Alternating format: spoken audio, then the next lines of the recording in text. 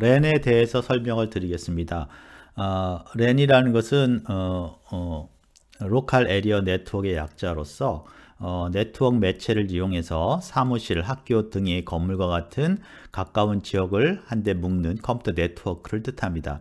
즉 이제 뭐 대학교의 캠퍼스 정도, 그 다음에 회사의 빌딩 정도, 회사의 공장 정도의 지역을 이렇게 연결해서 그 안에서 통신을 하는 그러한 컴퓨터 네트워크를 우리가 랜이라고 합니다. 그래서 로컬 에리어 네트워크라는 이름을 가지고 있습니다.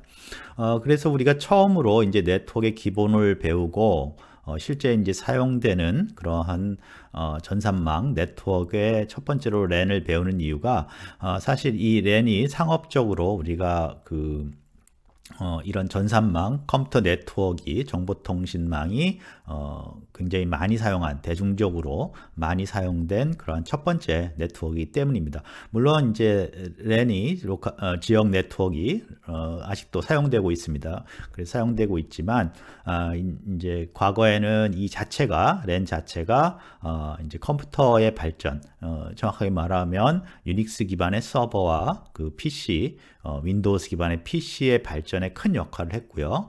그렇게 해서 발전하면서 동시에 이제 뒤에 뒷부분에 가서 이 랜들이 또 이제 전 세계가 연결돼서 인터넷의 어떤 인터넷을 만들 수 있게 해주는 역할을 했습니다. 그래서 이 랜이 이제 어떤 상용 네트워크로서 효과적으로 특히 기업이나 또 대학의 캠퍼스 정도에서 굉장히 효과적으로 사용되기 때문에 랜을 이제 처음으로 우리가 설명을 드리게 됩니다.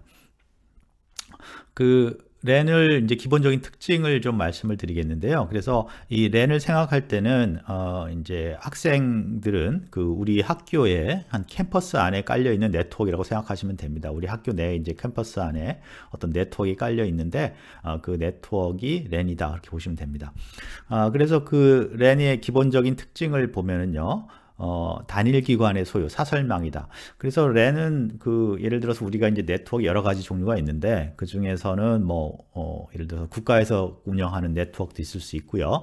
또는 어떤 기업에서 운영하는 그런 네트워크 있을 수 있습니다. 그걸 빌려 쓰는 경우가 많이 있죠. 그래서 KT에서 쓰는 걸 쓰기도 하고, SKT에서 쓰는 걸 쓰기도 하는데, 요 네트워크는 사설망, 즉 단일 기관의 소유, 그러니까 우리 학교에 있는 이 랜은 우리 학교가 돈을 들여서 설치를 하고 운영을 하고 있는 그런 네트워크입니다. 그래서 사설망이니까 결과적으로 우리가 스스로 만들어서 쓰는 거죠. 우리가 투자를 해서. 그래서 KT나 그런 공중망이 아니라 단일 기관의 소유다. 그래서 보통 하나의 이제 기업의 빌딩이나 공장, 그 다음에 대학의 캠퍼스, 또는 중고등학교도 있을 수 있겠죠. 그래서 그 정도의 크기를 커버하고 있는 단일 기관 소유, 사설망이다. 그러니까 각 기관의 소유의 그런 네트워크가 그 기관의 책임에 의해서 운영되고 있다. 그렇게 이제 특징이 있고요.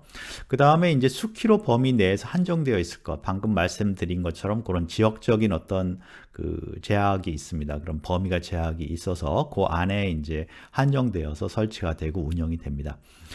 그 다음에 이제 패킷 지연의 최소화, 고속 통신의 가능 이렇게 될 수 있는데요. 패킷 지연이나 고속 통신이 가능하다는 것은 상대적으로 굉장히 빠른 속도로 통신이 가능하도록, 그 다음에 여러 가지 통신량이 많아져도 그걸 잘 소화시킬 수 있도록 그렇게 되어 있어야 된다 그런 뜻입니다. 그래서 랜에 가장 이제 많이 사용됐던 응용 중에 하나가 뭐냐면 이런 랜 안에다가 랜을 설치를 해놓고 학교나 캠퍼스라든가 공장 또는 기업 빌딩에 랜을 설치해 놓고 거기에 이제 서버를 설치합니다. 그래서 보통 이제 데이터베이스 서버를 하나 설치를 해서 그 서버는 이제 좋은 유닉스 컴퓨터에서 돌리고 있고 그것을 이 랜을 통해서 PC, 그러니까 윈도우스가 들어가는 PC를 사용해서 여러 사람들이 그 데이터베이스의 내용을 이제 클라이언트 기능을 사용해서 가져와서 처리하거나 보거나 업데이트하거나 그렇게 하는 거죠. 그래서 그런 것들이 가능하려면 여기서 나온 것처럼 패킷 지연 최소화나 고속통신이 가능한 네트워크가 필요했는데 그것을 이제 지원하는 그러한 네트워크였습니다. 그래서 랜하고 방금 말씀드린 클라이언트 서버 시스템, 그러니까 또 클라이언트 서버 시스템의 이제 역할을 했던 유닉스 시스템, 또 PC 클라이언트 역할을 했던 PC의 윈도우스 시스템, 이런 것들이 이제 굉장히 발전했죠. 특히 이제 윈도우스 시스템이 뭐 개인이 사용해서도 굉장히 발전했지만 이런 클라이언트 서버 시스템을 통해서도 굉장히 시장에 많이 이제 확장이 돼서 사실은 윈도우스 시스템이 전 세계적으로 확장되고 많이 사용되는데 큰 역할을 한 게 바로 이 랜의 어떤 출현이라고 볼 수가 있습니다. 랜은 또 이제 경로 설정이 필요 없는데요. 예를 들어서 여러분들이 이제 우리 학교 내에서 어떤 컴퓨터를 쓰다가 그 컴퓨터를 딴 데 가져가서 그냥 랜선에 꽂기만 하면 사용할 수가 있는 거죠. 그래서 그런 위치가 바뀌더라도, 연결 위치가 바뀌더라도 그걸 다시 경로를 설정하거나 그럴 필요가 없습니다. 그 다음에 이제 매우 낮은 에러율을 가진다. 그래서 역시 아까 말씀드렸지만 패킷 지연이라든가 그런 것도 최소화되어 있고요. 그 다음에 유지 보수가 이제 원활하다 이거죠. 그래서 믿을만한 그런 네트워크가 이제 사용되고 네트워크로서 역할을 할 수 있습니다. 그 다음에 이제 확장과 재배치가 용이하다. 그래서 방금 우리가 경로 설정이 필요 없다 그렇게 말한 것처럼 어떤 컴퓨터 네트워크 망을 더 확대한다든가 그 다음에 그것을 이제 다른 곳으로 위치를 바꾸더라도 그렇게 큰 어려움이 없다 그렇게 말씀드릴 수 있습니다. 그래서 거기 그림에 보면 이제 우리가 랜을 사용하는 어떤 형상이, 큰 형상이 나타납니다. 그래서 이제 인터넷 랜들이 쭉 연결돼서 사실 인터넷이 또 연결이 되는 거거든요. 뒤에 이제 말씀을 드리겠지만, 그래서 이제 인터넷하고 보통 랜이 연결이 돼 있죠. 그래서 여러분들이 우리 학교 내에서 서로 이게 통신할 때는 랜을 사용하다가 밖으로 나갈 때는 랜을 통해서 다시 인터넷으로 나가는, 그렇게 이제 사용되고 있습니다. 근데 이제 과거에는 그 랜 안에서 이렇게 서로 어떤 통신을 하는 경우가 굉장히 많았었는데, 서버 클라이언트 이런 식으로. 근데 요즘에는 이제 그게 그 외부 인터넷 연결이 어떻게 보면 더 많을 수도 있겠죠. 그래서 어떻게 보면 인터넷의 그 인기에 가려서 랜이 좀 이렇게 잘 알려지지 않았지만 굉장히 큰 역할을 했었고, 지금도 우리가 외부의 인터넷을 연결하기 위해서는 랜을 통해서 이제 연결을 하게 됩니다. 자, 그래서 외부 인터넷 연결이 되어 있는데요. 그때는 거기 그림에 보는 것처럼 인터넷하고 내부 랜하고 내부망이니까 그 사이를 어떤 그 보안을 위해서 그 파이어월, 악성 프로그램들이 악성 접근을 막기 위해서 이제 파이어월 같은 걸로 막아놨고요. 그 다음에 안에서는 이제 여러 가지 그 통신 제어 장치들을 이용해서 이제 연결을 쭉 하고 있습니다. 그래서 뭐 스위치라든가 어떤 브릿지, 그런 것들은 이제 뒤에서 말씀드리겠습니다. 허브, 이런 것들은 이제 네트워크를 이렇게 나눠주는 장치라고 볼 수가 있습니다. 나눠주거나 여러 군데 연결할 수 있게 해주는 그러한 연결 장치인데, 그런 것을 통해서 이제 네트워크들이 이제 각 지역으로 그 랜 에어리아 안에 지역으로 흩어져 들어갑니다. 그래서 예를 들어서 이제 아래쪽에 보면 쭉 들어가서 아래쪽에 다시 허브라고 해서 연결을 해주는 그런 네트워크 장치가 있습니다. 그 장치를 통해서 여러 가지 서버들이 연결이 될 수 있고요. 또 한쪽 지역에 가서는 뭐 PC들이 많이 또 연결이 될 수가 있고요. 또는 뭐 프린터가 연결이 될 수도 있고요. 그런 식으로 해서 그 어떤 지역, 특정 지역, 그래서 사무실 또는 뭐 캠퍼스 정도 되는, 빌딩 정도 되는 안에 네트워크들이 이제 여러 기기들이, 컴퓨터 기기들이 연결돼서 서로 이제 통신을 할 수 있도록 해주는 그러한 네트워크, 그게 바로 이제 랜이고, 가장 이제 앞에서 말씀드렸지만 가장 많이 최초로 가장 상업적으로도 가장 활발히 잘 사용되었던 그러한 네트워크 중에 하나입니다.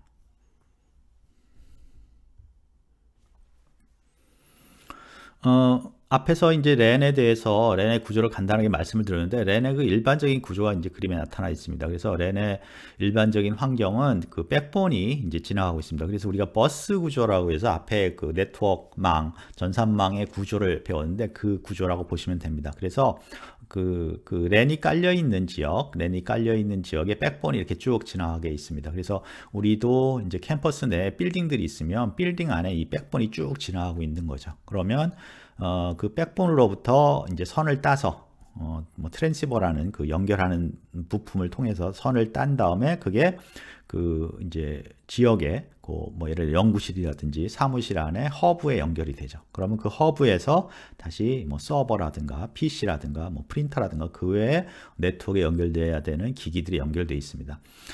그게 이제 그 일반적인 랜 환경인데요. 그래서 버스 구조, 네트워크 구조를 사용해서 이제 연결을 하는데 거기서 이제 자세히 좀 다시 보면 그 각각의 연결되는 그 기기에 뭐 서버나 PC에 연결될 때 실제로 그 랜이 연결되어 있는 부분이 자세히 살펴보면 랜 카드라는 걸로 연결이 되어 있습니다. 그래서 우리가 네트워크 카드인데요, 일종의 그 랜 카드를 통해서 이제 전체 이 네트워크에 다 연결이 되어 있는 거죠. 그래서 랜 카드가 상당히 중요한 역할을 하게 됩니다.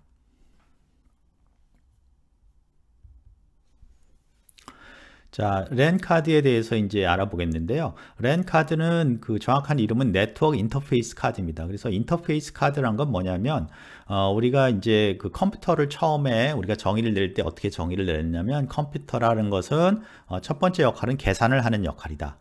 그리고 두 번째 역할은 외부 기기를 컨트롤할 수 있는, 제어할 수 있는 역할을 한다. 그래서 물론 이제 계산 역할도 계속 하고 있지만 갈수록 그 외부 기기를 제어하는 역할이 많아지고 있다. 그래서 뭐 우리가 모니터도 제어하고 그래서 영화도 보고요. 그 다음에 마이크도 제어해서 우리가 뭐 음성을 녹음한다든가 하는 것도 가능하고요. 그 다음에 사운드 그 스피커를 제어하는 사운드 카드가 있어서 그걸 이용해서 우리가 음악을 듣기도 하는 거죠. 그래서 이런 인터페이스 카드라는 건 뭐냐면 컴퓨터가 외부 기기를 제어하기 위해서는 컴퓨터의 명령어를 그 외부 기기랑 이렇게 연결할 수 있는 카드가 필요한 거죠. 그런 어떤 하드웨어, 뭐 보드라고 그러죠. 그런 칩이 들어있는 보드가 필요한데 랜 카드도 그런 것 중에 하나죠. 근데 랜 카드는 뭐를 제어하기 위해서, 어떤 것들을 제어하기 위해서 그러냐면 인터넷, 네트워크, 그 컴퓨터에 연결된 네트워크 신호를 그 컴퓨터의 CPU라든가 그런 데서 제어할 수 있도록 하기 위해서 만들어진 중간 역할을 해주는 그러한 보드다, 그렇게 말씀드릴 수 있습니다. 그래서 네트워크 인터페이스 카드라는 얘기가 들어있고요. 우리가 랜 카드라고 보통 부르는 이유는 바로 이제 랜 그 환경에서, 로컬 에리어 네트워크 환경에서 이 보드를 컴퓨터에 꽂아서 그 랜 선에 네트워크에 연결을 많이 하기 때문에 우리가 이제 랜 카드라고 얘기를 합니다. 그래서 다시 말씀드리면 랜 카드는 네트워크 인터페이스 카드로 CPU의 명령에 의하여 외부 장치를 컨트롤하는 인터페이스 중에 하나인데요. 여기서 이제 외부 장치라는 것은 그 네트워크 선에서 나오는 그 신호라든가 그런 걸 받고 보내는 역할을 하기 때문에 우리가 인터페이스 카드다, 그렇게 얘기를 합니다. 그래서 이제 CPU에서 어떤 이제 뭐 명령을 내리겠죠. 특히 그 명령 중에 외부에 이제 그 네트워크를 통해서 신호를 보내는 그런 명령들이 나오면 그 자료를 그 CPU에서는 이제 네트워크 카드에다 명령을 내립니다. 어디 자료에 메모리의 자료를 네트워크로 보내라, 그렇게 이제 명령을 내리면 이 네트워크 카드가 그 메모리를 읽어서 이제 가공을 해서 그 네트워크에 보낼 수 있는 형태로 가공을 해서 네트워크로 이제 신호를 보내는 그런 역할이 기본이고요. 물론 이제 반대로 외부에서 이제 신호가 오면 이 인터페이스 카드, 네트워크 랜 카드는 거기 보이는 것처럼 이 네트워크 선이 연결되어 있기 때문에 그 선에 신호가 오면 그 신호를 확인해서 그 신호가 이제 지금 그 랜 카드가 설치되어 있는 PC로 오는 그 주소로 오는 거라면 그 신호를 받아서 CPU에 보내는 거죠. 만약에 이제 신호는 오는데 그걸 확인해 봤더니, 랜 카드가 확인을 해 봤더니 그게 이제 나한테 오는 신호가 아니라 다른 PC로 가는 신호다. 어차피 전선에 다 연결되어 있으니까 신호는 다 같이 이제 오거든요. 그랬을 때는 이제 랜 카드는 가만히 있는 거죠. 그래서 앞에서 말한 것처럼 랜 카드는 신호를 CPU에서 명령을 내리면 어떤 그 정보를 그 메모리에서 읽어서 그걸 보내주는 역할, 네트워크에. 그 다음에 네트워크에 전기 신호가 오면 그 신호가 이 PC에, 랜 카드가 설치된 PC에 오는 신호라면 그 정보를 CPU로 보내주는 역할, 이 두 가지 역할을 하는 게 랜 카드의 이제 큰 역할입니다. 그리고 이제 전송할 때 이제 CPU에서 보내라고 이렇게 명령을 내리면 곧바로 확 보내는 게 아니라 그 명령어를 이제 처리해서 보낼 준비를 쭉 하고 있으면서 밖에 이제 신호를 보는 거죠. 연결되어 있는 전선에 신호를 보는데 무슨 뜻이냐면 전선에 만약에 옆에 있는 PC가 신호를 보낸다. 그러면 여기다 다시 또 신호를 보내면 어차피 전선은 다 연결되어 있고 거기에 전기 신호로서 구별을 시켜야 되는데 두 군데에서 다 같이 정보를 똑같이 보내버리면은 그 신호를 우리가 충돌이 일어났다 그럽니다. 그러니까 그 신호는 확인할 수가 없어요. 전송을 할 수가 없는 거죠. 그럴 경우를 대비해서 이 랜 카드는 이렇게 감시를 하고 있다가 신호가 없을 때 이제 신호를 보냅니다. 그러니까 다른 신호가 이렇게 지나가고 있는 신호가 있으면 그때는 이제 신호를 보내면 안 되고 기다리고 있다가 신호가 없다. 이 선이 지금 쓰는 사람이 없다라고 신호를 이제 이렇게 신호가 없을 때 그때 이제 신호를 이제 스스로 판단을 해서 랜 카드가 보내게 됩니다. 그래서 이제 그런 역할도 랜 카드가 해야 되는데 문제는 이 랜 카드 입장에서는 지금 내가 연결되어 있는 그 네트워크 전기선에 회로에 신호가 없다, 전기가 안 흐르고 있다. 그래서 딱 보내는데 똑같이 옆에 있던 PC도 똑같은 생각을 하고 있을 수 있죠. 그런 똑같은 생각. 그래서 동시에 같이 보낼 수도 있습니다. 그건 뭐 어쩔 수가 없죠. 그랬을 때 우리가 이제 충돌이 일어난다고 하는 거죠. 그러면 이제 뒤에서 말씀을 드리겠지만 어떤 식으로든지 그 문제를 해결하기 위해서 노력을 합니다. 이 랜 카드들이. 그래서 여러분들이 이제 뭐 예를 들어서 어떤 일이 있어서 컴퓨터들 간의 통신이 굉장히 많아진다. 그러면 어떻게 되겠어요? 그런 일이 훨씬 더 자주 일어나겠죠. 자주 일어나면 한번 충돌이 일어나면 그렇다고 멈출 수는 없으니까 좀 기다렸다가 사실은 다시 또 이제 정보를 보내는데 그런 이제 통신을 시도를 하는데 그게 또 여러 군데에서 계속 네트워크에 이제 많은 PC들이 또 많은 사람들이 네트워크로 통신을 하려고 그러면 그게 충돌이 일어날 확률이 자꾸 높아지겠죠. 그래서 우리가 이제 여러 사람들이 사용하면 네트워크 속도가 느려지는 이유가 바로 그렇게 충돌이 일어나고 그걸 기다렸다가 다시 또 보내서 또 충돌이 일어나고 뭐 그런 것들이 계속 일어나기 때문에 그러는 거죠.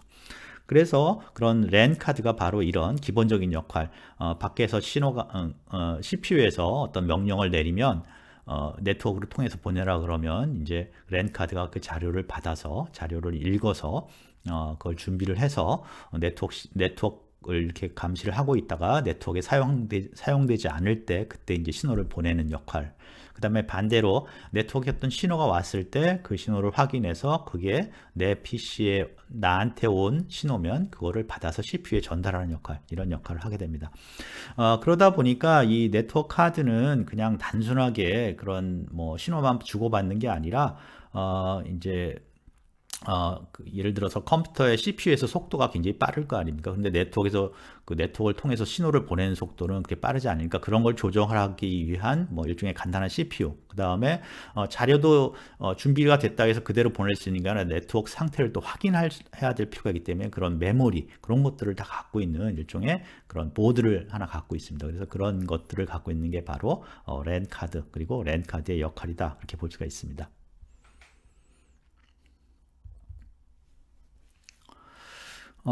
이제 랜 카드라는 게 기본적으로 컴퓨터의 명령을 외부 네트워크로 전달하고 외부 네트워크의 신호를 컴퓨터 CPU에 전달하는 그런 인터페이스 카드라고 말씀드렸는데요.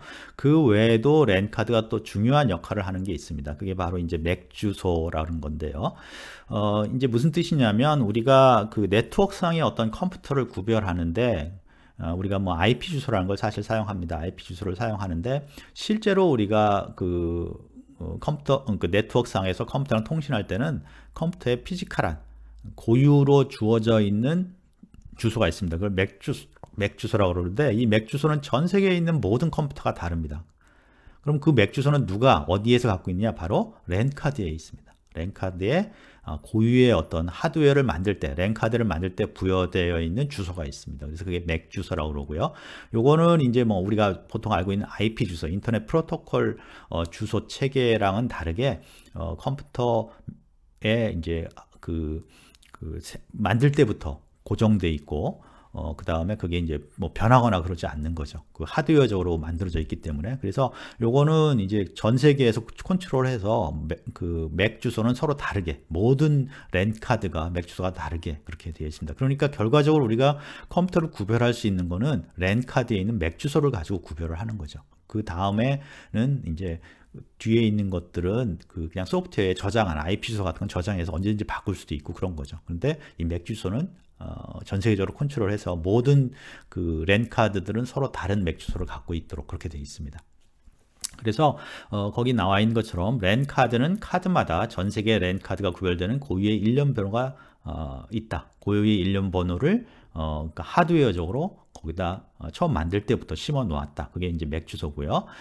그러면 이제 앞에서도 말씀드렸지만 어떤 컴퓨터가 네트워크 상에서 통신을 할 때는 맥 주소를 가지고 통신을 합니다. 그래서 그거를 우리가 어드레스 레졸루션 프로토콜이라고 합니다. ARP라는 얘기를 하는데, 그래서 그걸 하는 방법이 ARP, 즉 결과적으로 내가 이제 그 네트워크상의 하나의 서버나 또는 이제 네트워크 통신을 그러니까 내가 어떤 PC랑 통신을 해야겠다라고 하는 기계라면 일단은 그냥 IP 주소, 우리가 알고 있는 인터넷 프로토콜 주소로 통신을 하는 게 아니라 맥 주소를 내가 통신하고 싶은 대상의 맥 주소를 알아야 됩니다. 그래서 그 맥 주소를 컴퓨터를 자세히 보시면 맥 주소를 잠시 이제 그걸 저장을 하고 있습니다. 서버가 통신하는 동안. 그래서 그 맥 주소를 가지고 계속 이제 통신을 하고 하는데, 그걸 하기 위해서는 첫 번째 그 맥 주소를 알아내야 되는 거죠. 내가 통신할 맥 주소, 그게 바로 ARP, 어드레스 레졸루션 프로토콜이라는 겁니다. 그래서 첫 번째 거기 방법을 보면 랜상에서 이웃 컴퓨터라는 것은 내가 이제 통신하고 싶은 컴퓨터죠. 그래서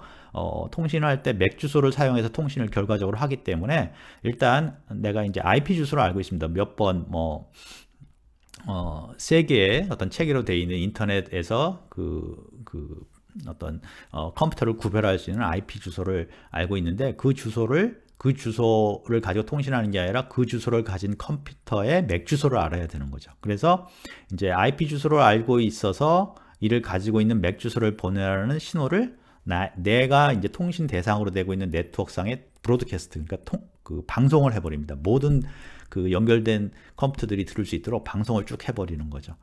그러면 그 컴퓨터들이 이제 아까 말한 것처럼 랜 카드들이 다 어떻게 하고 있냐면 네트워크에 이렇게 신호를 감지하고 있죠. 그래서 신호가 쭉 이제 ARP 요청을 하는 IP 주소, 내가 이런 IP 주소를 가지고 있는 PC랑 통신하고 싶으니까 맥 주소를 나한테 보내줘 라는 이제 이런 방송이 쭉 보냈을 때, 그 컴퓨터들이 쭉 듣고 있다가 거기에 나오는 이제 IP 주소를 봅니다. IP 주소를 봐서 내 PC에 이제 등록되어 있는 IP 주소랑 같아. 그러면 그때 그 PC는 자기의 맥 주소를 다시 보내줍니다. 원래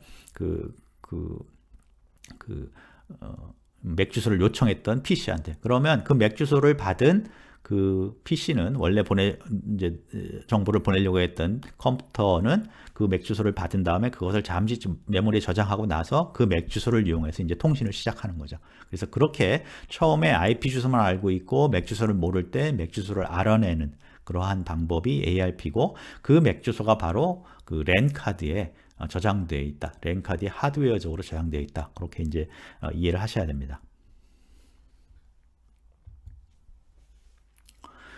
그림에 지금 ARP, 어드레스 레졸루션 프로토콜에 대해서 설명이 나와 있는데요. 그 IP를 알고 내가 이제 어떤 IP랑 통신을 하고 싶다. 내 네트워크 상에서 지금 그렇게 하고 있을 때, 이제 어떻게 처리하는지를 그림으로 나타내고 있습니다. 그래서 첫 번째 그림을 보면, 라우터 또는 호스트, 어떤 이제 통신을 하고 싶은 컴퓨터죠. 이 컴퓨터가 ARP 리퀘스트라는 걸 보냅니다. 메시지를. 그래서 요거는 이제 브로드캐스팅 전체한테 다 보내버리는 거죠. 내 네트워크에 지금 통신할 수 있는. 그래서 192.168.1.120, 그래서 이렇게 4개 점으로 지금 우리가 보통 요걸 이제 IP 어드레스, IP 주소라고 그러죠. 인터넷 프로토콜 주소. 그래서 이렇게 255의 숫자를 갖고 있는 4개의 숫자를 점으로 연결해서 이제 어떤 주소를 구별을 하는데, 요거는 이제 등록된 주소입니다. 그냥 이렇게 뭐라 그럴까요? 바꿀 수 있는 주소죠. 그래서 이거는 컴퓨터를 찾는 데 사용할 뿐이고 실제 네트워크 통신을 할 때는 이 IP 주소를 사용하는 게 아니라 맥 주소를 사용한다는 거죠. 그래서 이제 192.168.1.120이라는 IP랑 내가 통신을 하고 싶은데 그 맥 주소를 알기 위해서 나랑 연결되어 있는 컴퓨터 모드에게 ARP 리퀘스트, 그러니까 요 IP 주소를 갖고 있는 ARP 리퀘스트를 보냅니다. 그러면 그 이제 우측에 보면 뭐 110번, 120번, 130번 그런 IP를 가진 컴퓨터들이 쭉 있죠. 그럼 그 컴퓨터들이 다 이 신호를 받게 됩니다. 그러면 여기에 이제 랜 카드들이 다 붙여 있으니까요. 랜 카드 중에 자기 IP면은 이제 IP를 확인을 해보는 거죠. 그래서 이 사람들이 지금 120번 IP를 찾고 있는데 자기가 120번이 맞는 그런 PC, 중간에 있는 PC겠죠. 이 PC 같은 경우에는 내가 맞다. 그러면 어떻게 합니까? 자기의 그 맥 주소, 거기 보면 이제 그 16진수로 이렇게 표시가 되어 있죠. 02F205A7 이런 식으로 쭉 되어 있는데 이게 이제 하드웨어에 심어져 있는 랜 카드에 심어진 맥 주소입니다. 그래서 요거를 리플라이를 합니다. ARP 리플라이. 그러면 요 이제 맥 주소가 그 호스트에 저장이 되고, 그러면 호스트는 그 저장된 맥 주소를 가지고 요 192.168.1.120 그 IP를 가진 PC하고 통신이 가능하게 되는 거죠. 이게 바로 이제 맥 주소와 ARP 라는 그 프로토콜의 방법입니다.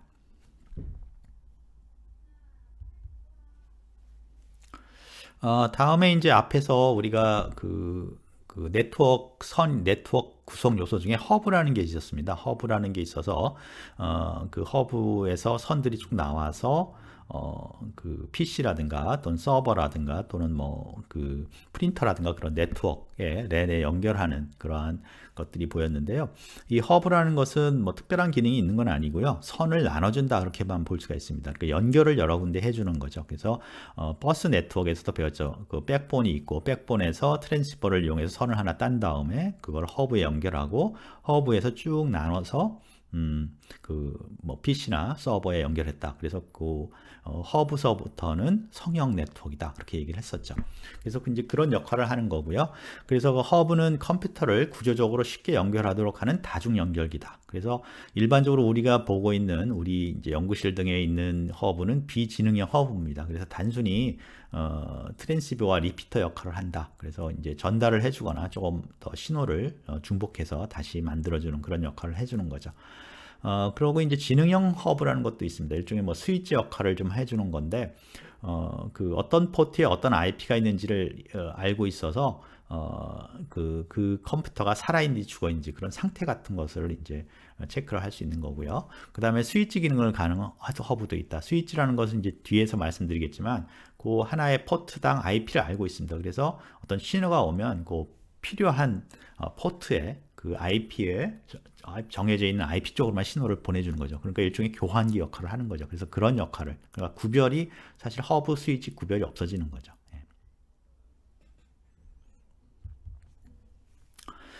다음에 또 이제 스위치라는 게 있습니다. 그래서 우리가 이제 뭐 컴퓨터를 많이 사용하는 그 전산실 같은 데 보면 이 스위치를 볼 수가 있는데요. 스위치는 네트워크상의 컴퓨터를 1대1로 연결하기 위한 일종의 교환기입니다. 그래서 거기 이제 쭉 그 컴퓨터들이 연결이 쭉 할 수 있게 되어 있는데, 그럼 각각의 연결되어 있는 그 포트마다 IP들을 알고 있습니다. 그래서 그 신호가 오면 스위치로 신호가 오면 그쪽으로 그 IP에 맞는 쪽으로 이렇게 신호를 보내주는 거죠. 그래서 우리가 어떤 교환기 역할을 한다 이렇게 볼 수가 있습니다. 그래서 이제 들어온 패킷을 딱 보고 목적지를 확인한 다음에 그 목적지에 맞는 대로만 신호를 보내주는 거죠. 그리고 이제 앞에서 말씀드린 허브는 그러한 기능이 있는 게 아니라 그냥 신호가 들어오면 4개가 연결되어 있으면 4개 전부 다한테 다 그 신호를, 그 패킷을 다 보내주는 게 바로 이제 그 허브하고요. 스위치는 이제 각각 맞는 그 자기의 주소에 맞는 대로만 신호를 보내주는 거죠. 브릿지라는 건 뭐냐면 그 많은 컴퓨터들이 연결되어 있을 때 그것을 이제 나누는 역할을 합니다. 즉 신호가 들어오면 예를 들어서 1에서 10까지는 뭐 왼쪽으로 보내고 10에서 뭐 100까지는 오른쪽으로 보내고 그런 식으로 하면 어떻게 됩니까? 네트워크가 나눠지죠. 그러면 아까 이제 ARP 같은 그런 것처럼 뭐 여러 가지 다양한 그런 신호들이 왔다 갔다 하는데 그런 것들이 한꺼번에 하나의 네트워크에 막 이렇게 섞여져 있으면 굉장히 충돌도 많이 일어나고 여러 가지 문제점이 생기겠죠. 그래서 그거를 이렇게 네트워크를 나눠주는 역할을 하는 것이 바로 브릿지다. 그렇게 할 수 있습니다. 그래서 앞에 그 여러 가지 이제 방송 여러 가지 신호들을 이제 한꺼번에 많이 보내는데 이때 불필요한 신호들이 서로 섞여서 여러 가지 혼란이 여러 가지 이제 계속해서 시간이 늦어진다든가 하는 것을 줄이기 위해서 이런 브릿지를 사용할 수가 있습니다.